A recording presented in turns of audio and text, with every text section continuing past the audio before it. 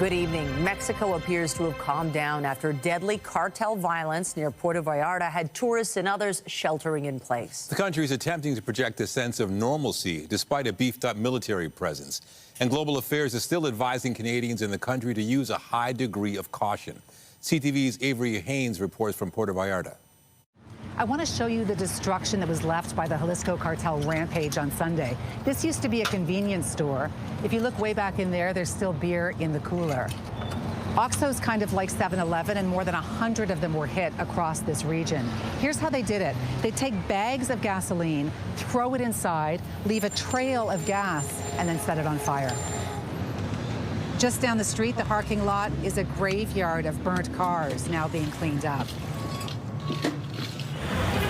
The big news for Canadians who have been stranded here since Sunday is that the airport is open again. Long lineups as travelers are about to end a vacation they will never forget. It's been harrowing. You're having such a great time, and all of a sudden, without any warning, this happens and you're in a shock. Were you scared? A little bit, because I have my daughter with me. And these are not sunsets and beach photos. Oh my Lord. Oh yeah, there it is. It'll be a good story to tell. I mean, we're just happy that we're safe. If you have to be confined, sheltering in place in a resort on a beach with a pool and an open bar, you know, it could be worse. But yeah, glad to be going home though. And it's a real shame because it's a lovely place. The people are wonderful, and this is going to be a black eye. 55,000 Canadians are registered with Global Affairs as being in Mexico. That number is getting a little smaller now that the planes are taking off again. But there's frustration at the airport, too, because some Canadians say they can't book another flight. Avery Haynes, CTV News, Puerto Vallarta. And Avery mentioned travelers heading home, and the first flights from Puerto Vallarta since the cartel violence over the weekend are expected to land at Pearson this hour. This is a live shot from Terminal 3, where 4 flights are expected to touch down this evening, bringing Canadians back to the GTA. CTV News will be speaking with those returning, and we'll have their stories tonight on CTV News at 11:30. Meanwhile, for those with plans to visit Mexico, the decision remains whether to go forward with their plans or change them. For some, it means weighing the cost of peace of mind versus a financial penalty. CTV's Rahim Ladhani is live tonight at Pearson. And Rahim, you've been speaking with travelers heading south. Hi, Nathan. Yeah, the feelings are wide-ranging when it comes to people with trips planned to Mexico this week. We spoke to some individuals heading to Puerto Vallarta who say we have very little reservations, while others with vacations planned to different parts of Mexico say they still don't feel safe. However, not taking that trip could cost them thousands of dollars. My choice is go to Mexico or lose $10,000. Caroline Forsyth has a Cancun family vacation booked for the end of the week. But because she didn't pay $450 for travel insurance, she says Air Transat isn't giving her a refund or a travel credit. I talked to the agent and she said because there's no travel advisory to Cancun and that the flights are going normally, she can't help me. And I'm like, so you're telling me I need to either lose $10,000 or fly to a country that is currently at war with a drug cartel. A day after grounding all flights in and out of Puerto Vallarta, major airlines are resuming operations, while the majority of Mexico remains under a yellow alert, advising travelers to exercise a high degree of caution. Nobody wants to be put in a position where they're concerned about their own safety when they're in a foreign country. Travelers flying from Toronto's Pearson International Airport to Puerto Vallarta have little pause over the recent violence along Mexico's Pacific coast. It's not so bad. We talked to people down there yesterday and everything's calmed down. I trusted the process and we thought we'll be ready to go when we get the go-ahead. Air Transat says it will offer flight changes without penalty or exchanges for travel credit for flights booked until February 28th, but only for Puerto Vallarta and not elsewhere in Mexico, including Cancun. A lot of people book this for March break travel, so it's going to be a very personal decision at the end of the day. While Caroline doesn't feel airlines are doing enough to support customers, her lost money isn't worth the potential danger. It's not a risk I want to put myself, my husband, and my 11-year-old son in. Now we are standing inside the arrival section of Terminal 3. This is where the passengers are going to be coming from Puerto Vallarta. 4 flights are scheduled to arrive here at Pearson Airport today. The first one, an Air Transat flight, landed about 30 seconds ago, and so it won't be long before passengers start exiting the doors behind me. Reporting live, I'm Rahim Ladhani. Michelle, back to you. Thank you, Rahim. Meanwhile, another destination popular with Canadians is no longer Cuba, at the brink of collapse. The latest from the island nation as Canada aims to send aid without upsetting the U.S.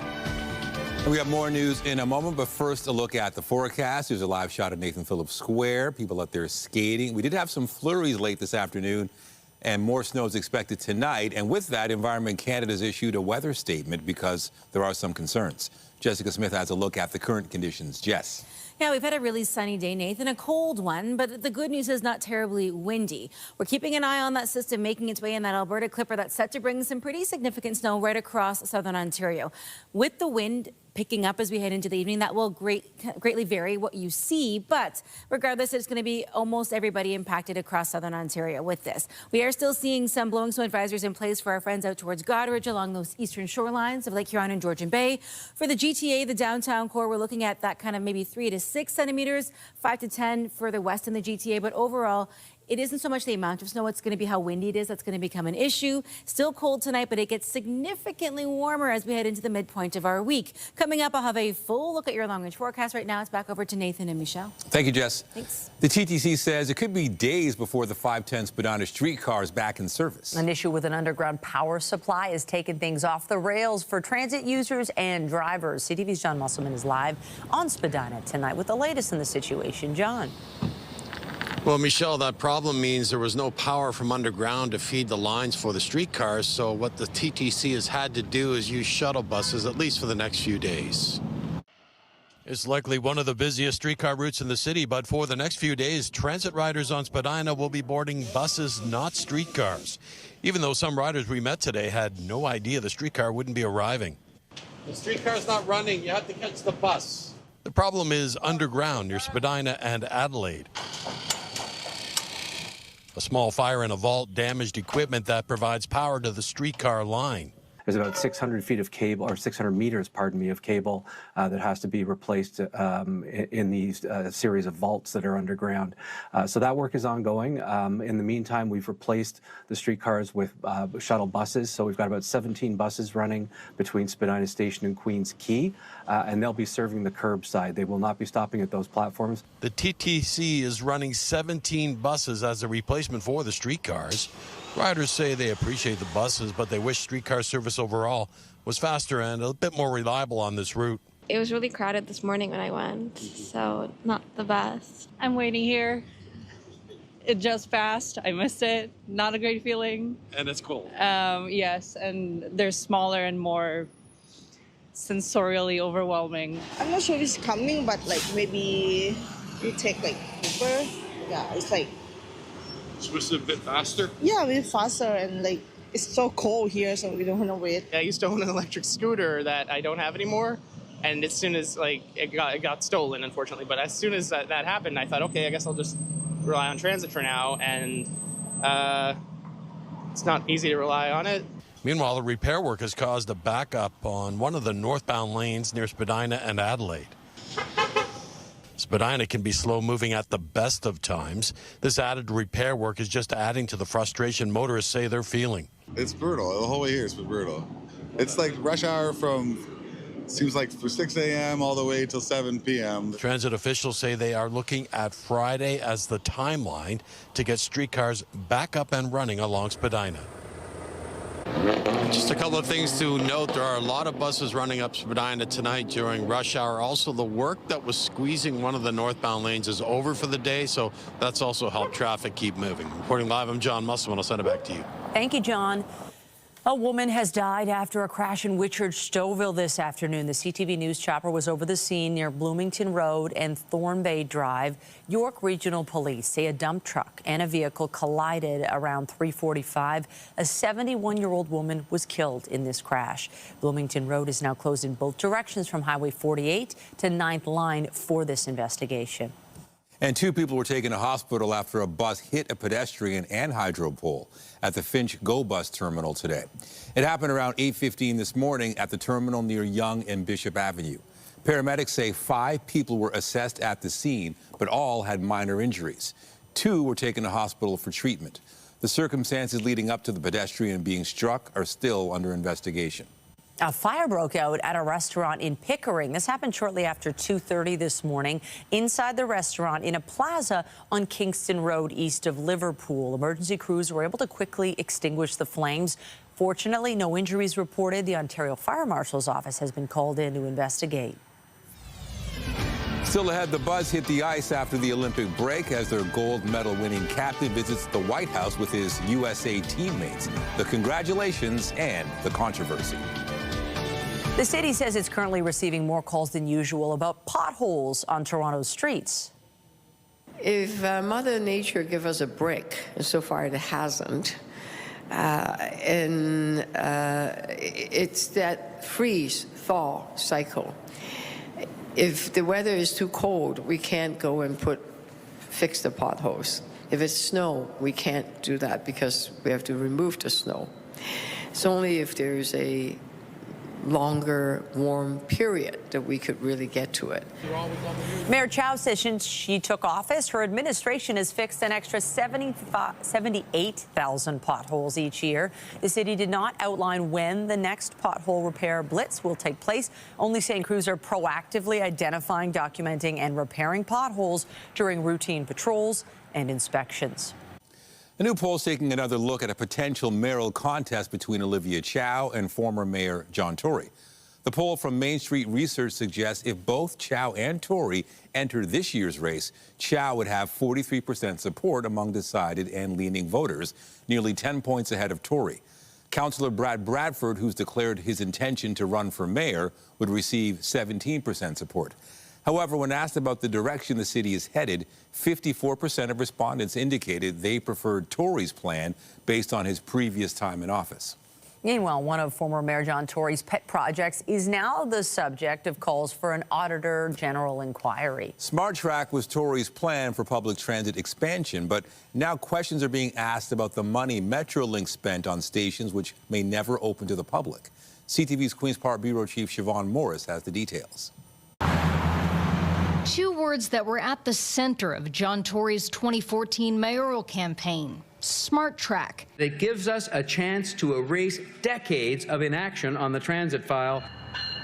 Fast forward more than 11 years, the plan promising 22 stations along existing GO tracks has shrunk while its cost ballooned. That's what happens when you let politicians brand these stations and try to sell it as actually real transit plans. At the end of 2024, 2 more stations were put on hold indefinitely: Finch Kennedy and King Liberty, because costs from Metrolinx had spiraled out of control. The price tag for those 2 stations, nearly $100 million. It was in camera. I don't know how it became public, but that $100 million, it's unfortunate. In a statement, Metrolinx stresses the stations are deferred, and while costs have been incurred to date, they have not been sunk. Both sites are protected for future delivery of the stations. We reached out to the former mayor. John Tory also emphasizes this is a deferral. He believes there's an excellent chance they will be built in time. The city is still putting about $1.5 billion toward it, and we need to know how that money is being used to ensure that we get the most transit out of every buck spent. Councillor Matlow is among those calling for an audit of SmartTrack, but that could get messy. Metrolinx is a government agency. I'm not sure Auditor General of the City of Toronto has the power to do so. The Canadian Taxpayers Federation is punting the problem up the street to Queen's Park, imploring the provincial auditor to investigate. Taxpayers really can't afford to just be have Metrolinx executives light $100 million of their money on fire. Matlow is less concerned with who does the auditing. Because every dollar that's either misspent or wasted means fewer dollars to build the transit that people need. We don't know yet if Ontario's Auditor General will dig into SmartTrack, but she is auditing Metrolinx's process to pick subway stations right now. Siobhan Morris, CTV News. The U.S. president's new global tariffs kicked in today at 10%. The White House says it's working to increase that to 15%, as Donald Trump stated over the weekend. The new duties were imposed after a U.S. Supreme Court ruling struck down some tariffs brought in last year. Canadian goods that fall under the free trade agreement will not be affected. And President Trump will be in the spotlight tonight for his State of the Union address. He'll obviously tout the administration's accomplishments over the past year, and he will, of course, lay out a very ambitious agenda, I think, for the working people of this country. The president's expected to touch on a wide range of topics, from tariffs to Iran to what he'll describe as successes in his first year back in office. The U.S. Capitol will be packed with lawmakers, military leaders, and Supreme Court justices who Trump could address directly just days after his sweeping tariff plan was struck down. Officials with U.S. tech giant OpenAI have been summoned to Ottawa to answer why they didn't flag concerns to police about the Tumbler Ridge shooter until after the killing spree. CTV's Judy Trin has the details on what questions the cabinet ministers will ask. 7 months before the killing spree in Tumbler Ridge, ChatGPT identified an account linked to shooter Jesse Van Rutselaar for abuse and enforcement, but it did not notify police until after the rampage. It looks like OpenAI had the opportunity to prevent this tragedy, to prevent this horrific loss of life. Parent company OpenAI says it followed internal protocols, but the case did not meet its threshold to alert police because OpenAI did not identify credible or imminent planning. I'm hoping that the OpenAI safety officials, when they come to Ottawa, tell us more details about their safety protocols, their escalation thresholds, and how they keep Canadians safe. Van Rutselaar killed 8 people. 6 of the victims were children. After the shooting, OpenAI proactively reached out to the RCMP to provide additional information. It's important that we give them the time and the space to be able to do a thorough investigation on all aspects of what's happened. But for AI experts, the killer's use of ChatGPT reinforces the need for strong legislation to rein in the technology. They are barreling forward with the deployment of new tools and features and technologies without properly considering the broader safety implications of their products. And until we force them to do so, that will continue to be the trend. The federal government is working on an online harms bill, but still deciding what content should go into the legislation. Judy Trin, CTV News, Ottawa. Ukrainian President Volodymyr Zelensky met with the top European Union leaders in Kyiv today to discuss how best to support Ukraine. We discussed changes to EU legislation that would make it possible to stop Russian tankers and seize the oil they transport, and it's doable. We also spoke about ensuring that the 90 billion loan works for Ukrainians as quickly and effectively as possible. And because Russia continues its attacks on our energy infrastructure and our people, we discussed air defense and energy support.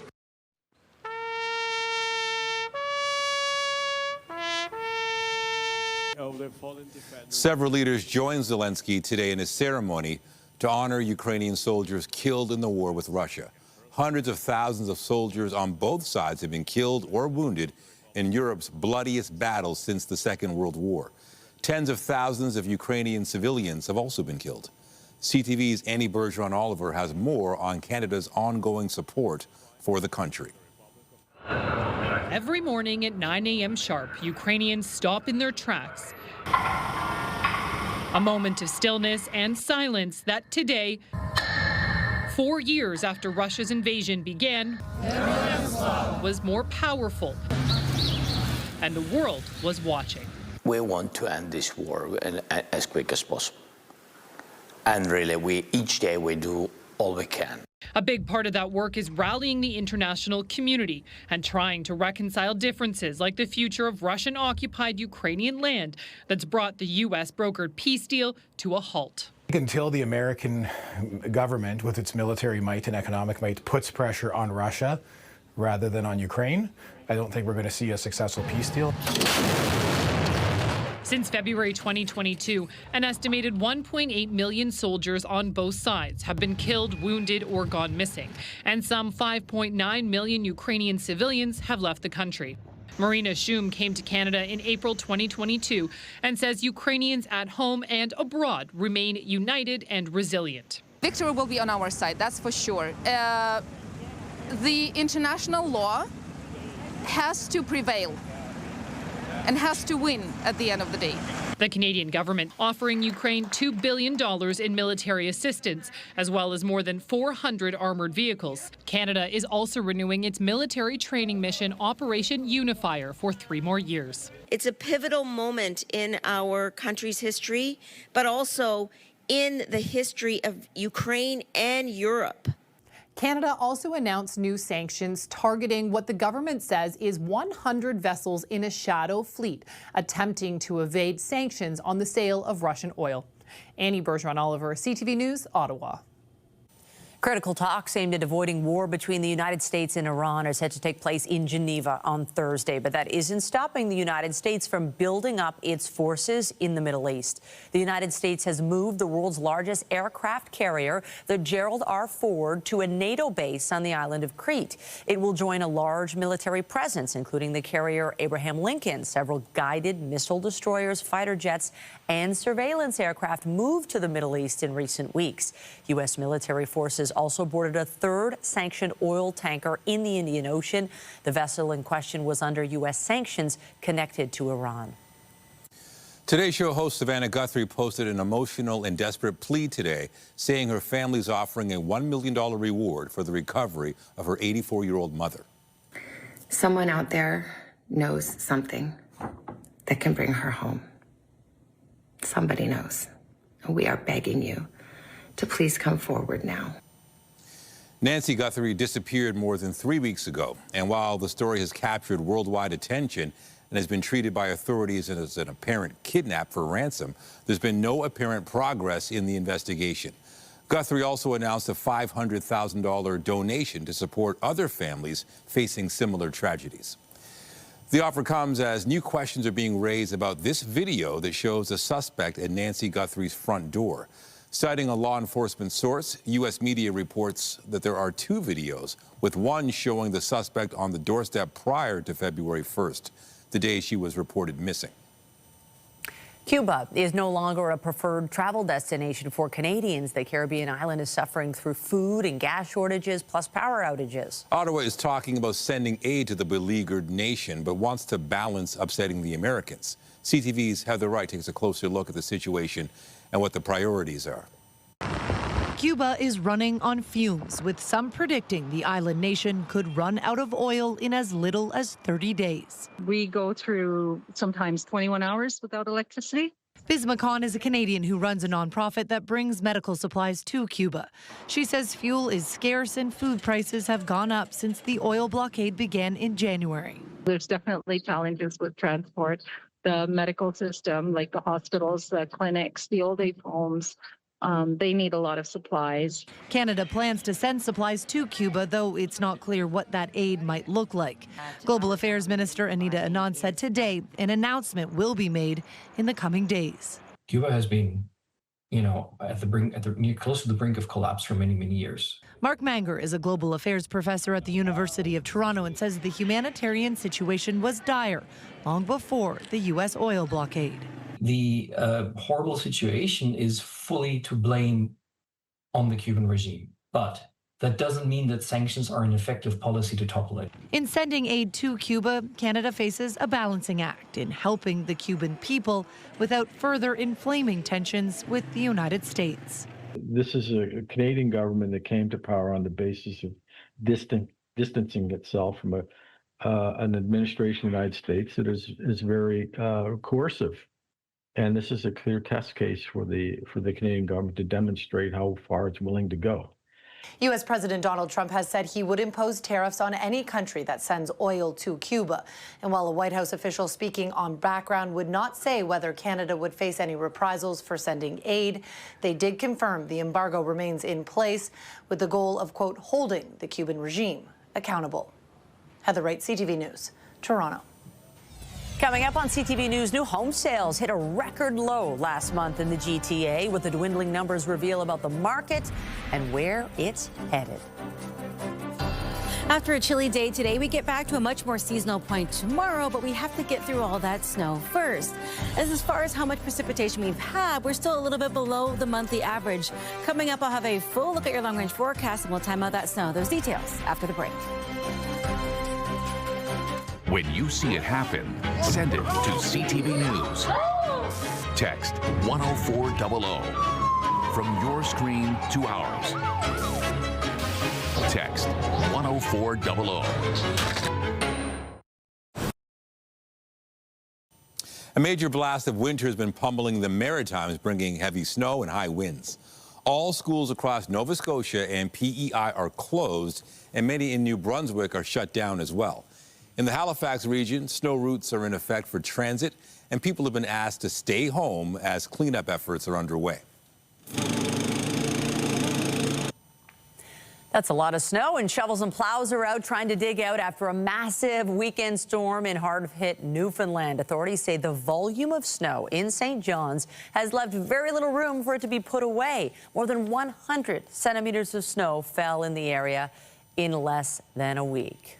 And we certainly got our fair share so far this winter in Toronto. And there is a bit more on the way, but nothing like we're seeing out there. Yeah, thankfully, we can relate to what they're getting on the East Coast. But right now, we're in a much better position. We definitely are, and shout out to everybody in the East Coast. They know how to handle the snow, but it doesn't make it any easier to bear it. But for us, we are getting a system coming through an Alberta Clipper. Not nearly as much snow, but it doesn't take much to make that drive dicey as we head through the evening. So just take your time on the roads if you're heading anywhere. The wind really is going to be almost the bigger issue because it's going to be quite breezy out there as we get in towards 9 p.m. through to the early morning hours tomorrow and through your morning commute. But for now, it is just very cold out there, fairly clear. We're seeing that cloud cover push in, but a beautiful shot of the city as we prepare for the snow as it makes its way in.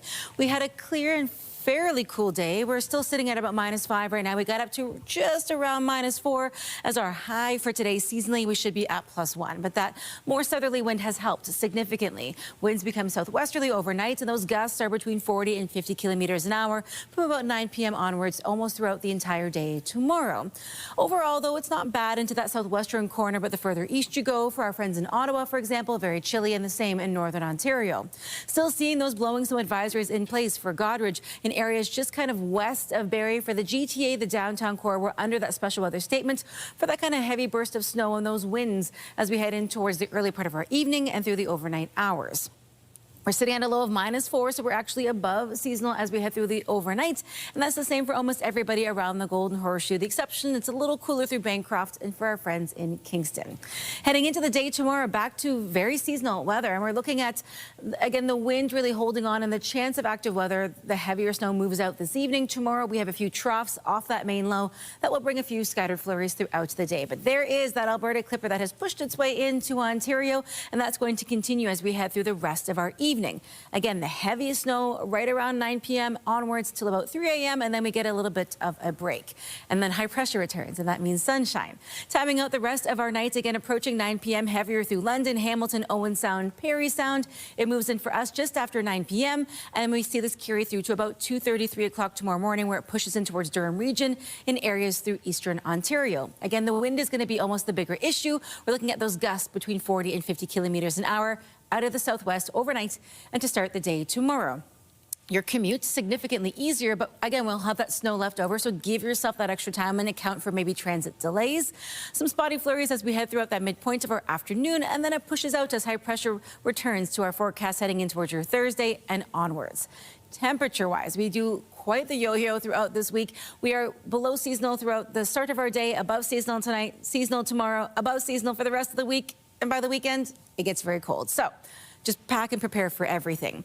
As we head in towards the day tomorrow, again, we're right where we should be for that daytime high. The flurries on and off throughout the day, but the bulk of the really heavy snow ends before we get to about 4 a.m. It gets very cold, a little below seasonal, and then we have a below seasonal start to our Thursday, but the sunshine returns, and that means high pressure really settles in and it's not going anywhere as we head throughout the week ahead. Friday, fantastic. 5 degrees for your high, 4 for the low. So we are well above seasonal as we round out. I'm hearing a bit of an applause. Round out the work and school week. So a lot of the snow we get likely to melt. But there's always a but. As we head in towards our Saturday evening, it will likely freeze. So again, account for that melting and then the freeze as we head in towards the end of the weekend. The freeze-thaw cycle is very, very real. It's going to happen on and off as we head in towards the end of February, beginning of March, and the kickoff of the spring season. We stay very cold into your Sunday, so although it is brilliantly blue sky and lots of sunshine out there, it is going to be very cold. So again, account for that freezing. And we're looking at the extended forecast, the chance of a little more snow rolling in next week. But overall, we are kind of doing this warm up and then massive cool down, so just be prepared. Hopefully this helps everybody plan. Nathan, I'm going to send things back over to you. Thank you, Jess. Thank you. Also tonight, you too can come to the cottage. The viral lakefront Muskoka summer home from the hit show Heated Rivalry is now listed on Airbnb.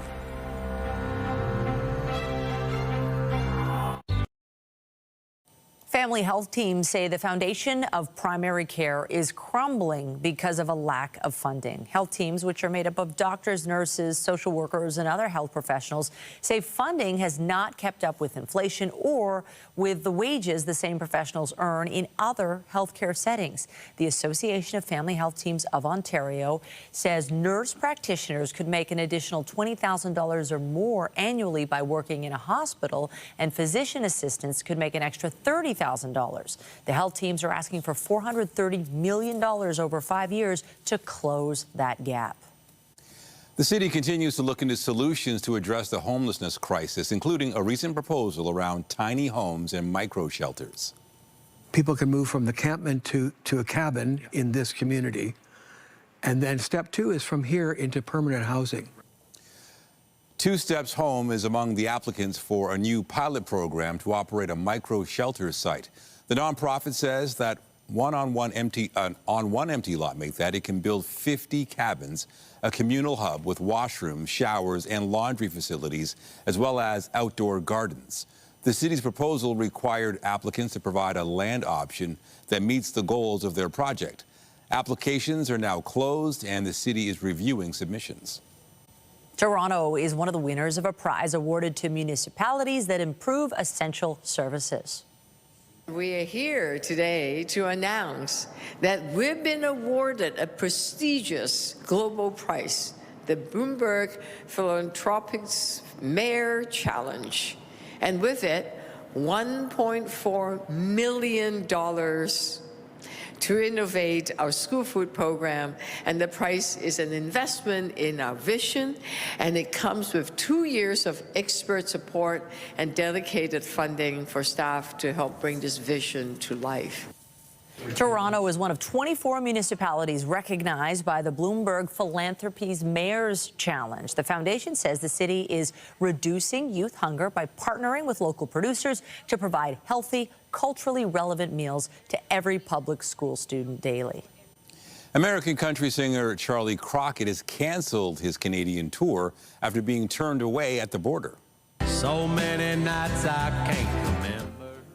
The American country singer was denied entry twice in 24 hours in Vancouver and Kelowna, stemming from a 2016 drug conviction. He posted this image online, writing, "Everyone's got a past, and mine is still haunting me." He added that Canada is a beautiful country with the best fans in the world, and he hopes to return soon. The tour was scheduled to start in Saskatoon tomorrow night. Ticket holders will be refunded. Fans of Heated Rivalry are being invited to come to the cottage. I can carry my own bag. Higher ribs. Fine, I can take my bag. The lakefront home, which serves as the setting for the season finale of Crave's hit drama, is about to be listed on Airbnb. Dubbed the Barlacan Cottage, the 3-bedroom Muskoka waterfront home is where the main characters spend the summer, which becomes a turning point in the relationship. Starting March 3rd, guests can book a weekend at the cottage for around $250 a night until May. Summer bookings begin in June. The daughter of Canadian comedy icon Martin Short has died. According to published reports, Short's oldest daughter, Catherine, was found dead at her home yesterday. The 42-year-old is believed to have died by suicide. Short's wife, Nancy, died of cancer back in 2010. And actor Robert Carradine has died at the age of 71. Carradine was best known for his roles in Revenge of the Nerds and The Long Riders. In a statement to Deadline, his family says he struggled with bipolar disorder and they hope his story can eliminate the stigma around mental illness. Hilary Duff, who played Carradine's daughter in the Lizzie McGuire movie, released a statement saying she was grateful for the warmth he showed her on set. After the break, the Raptors are back home for the first time since the All-Star break in a tough matchup, facing the team with the league's best overall record.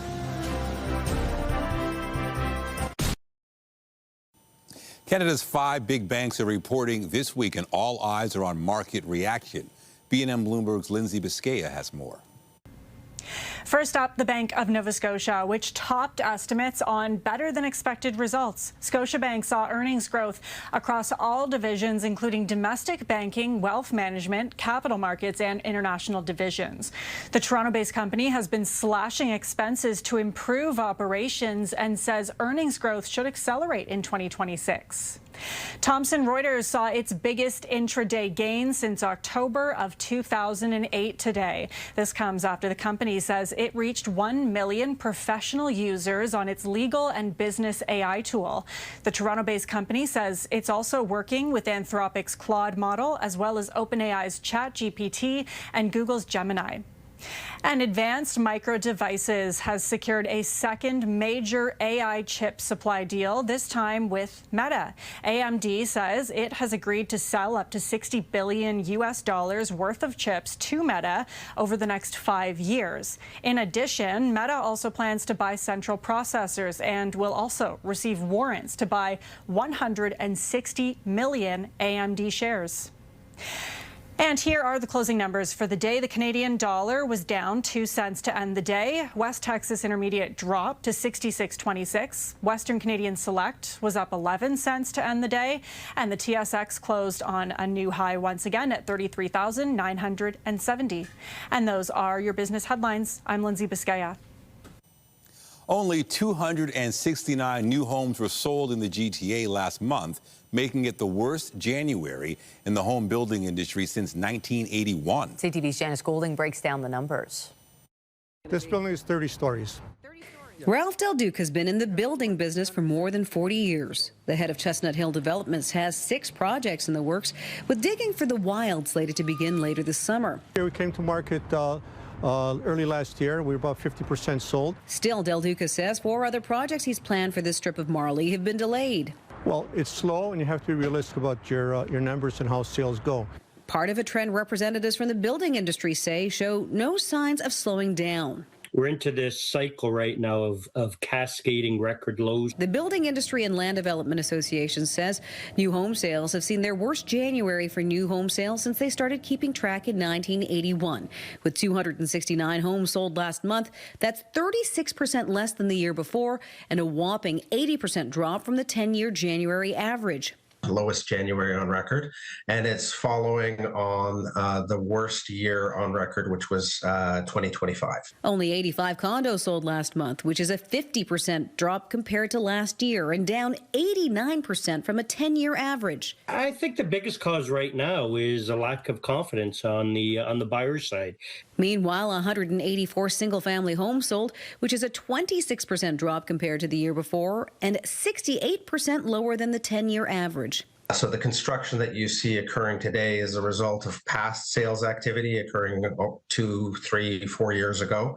Once that construction comes to an end, the industry will be slowing down, and we're looking at the potential for about 100,000 layoffs across the province. The sales slump leading to deferred or canceled projects. Come 27, 28, we're going to start to see a shortage of product out there. If you don't have anything in the pipeline that comes after that, you're looking at very tight supply conditions that will, in the end, drive up cost. At present, there is a lot of inventory out there, close to 15,000 condos and nearly 6,000 single-family dwellings. The small units, 300 square feet, 400 square feet, which are 2-car garage units, which are not habitable. And that's where the bulk of the product that we have in our city right now are on the market and can't sell because people can't live in them. This project here is open. It's totally sold out. But Ralph Del Duca says if you build livable homes, there will be buyers, with Build predicting a supply drop that will drive up price starting in late 2027. Janice Golding, CTV News. A new survey from BMO finds Canadians are setting ambitious retirement goals, but their confidence in achieving them is slipping. BMO's annual retirement survey found, on average, Canadians believe they need $1.7 million to retire comfortably. That's up from $1.54 million last year. At the same time, more than a third of respondents say they are unlikely to reach that target, an increase from 29% in 2025. Meantime, RBC's financial independence poll finds more than half of millennials say they have little or no money left over at the end of the month. The poll finds 6 in 10 millennials do not feel financially secure, and almost half have dipped into their savings to stay afloat over the past year. Meanwhile, 4 in 10 are worried they'll never be able to pay off their debts. The survey also finds less than half of millennials have a financial plan. The Raptors will be looking for a third straight win when they host the Oklahoma City Thunder tonight. Here's Walter. Sends it to Quick. He'll turn. Fire 3. Oh! What happened there? The Raptors are coming off a 122-94 win over the Milwaukee Bucks on Sunday. They'll be in tough against the defending NBA champs, however. The Thunder will be without reigning NBA MVP and Hamilton native Shai Gilgeous-Alexander. Tip-off for tonight's game is set for just after 7:30 at Scotiabank Arena.